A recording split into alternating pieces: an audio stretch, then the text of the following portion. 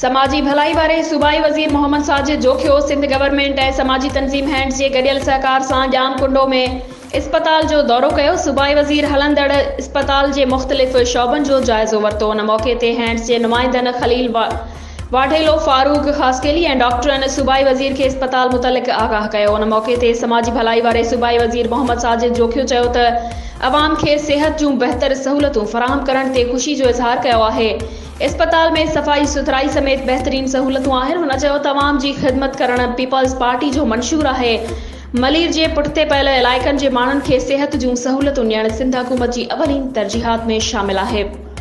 Public private partnership जे करे बहितर नतीजा साम्हूं अची रहिया आहिनि। सूबाई वज़ीर हैंड्स जे कम जी वाखाण कंदे चयो त मलीर में हैंड्स नुमाया तौर नज़र अचे थो। उन मौक़े ते कॉमरेड असलम खासकेली, ज़ैन Khaskheli, general secretary UC कोटिडेरो, Ejaz Khaskheli ऐं ॿिया मौजूद हुआ।